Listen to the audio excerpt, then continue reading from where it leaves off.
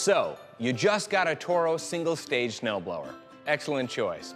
If the words "some assembly required" make you nervous, don't worry, we're here to help.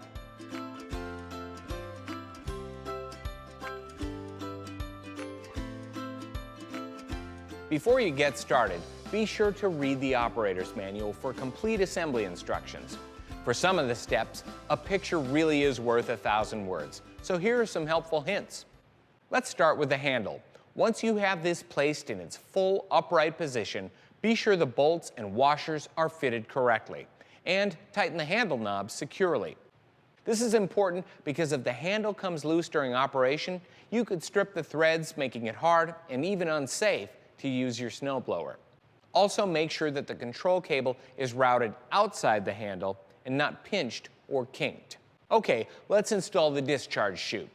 This procedure may look a little different depending on the model you own, but the important thing is don't over-tighten the screws or bolts that you use to attach the chute to the machine. That could damage the chute or keep it from turning freely. Some models also have a knob that holds the chute in place during operation. Be sure to install that too. Once everything's assembled, you need to adjust the control cable. This is important because improper adjustment can really affect your snowblower's performance. Here's how to do it. With the engine shut off, move the control bar back toward the handle to remove the slack in the control cable.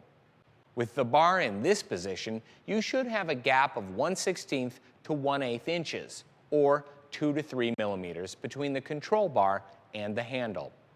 Now, this little bit of slack needs to be there so the rotor blades stop properly.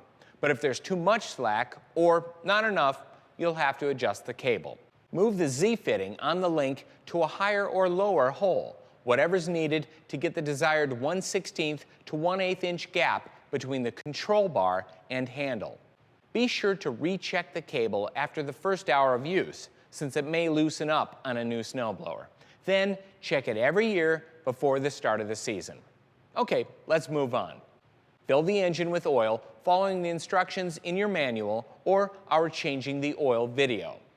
Remember to change your engine oil after the first 2 hours of operation. This is really important to flush out any dirt or particles that may accumulate in a new engine. Okay, now you're ready to test your new snowblower. Be sure to add Toro Premium Fuel Treatment to your fuel and only add the bare minimum to your tank for your test run. This is important because fuel can deteriorate over time and cause complications. Make sure your tank is dry when you store it so your snowblower will be ready to start right up when you need it most.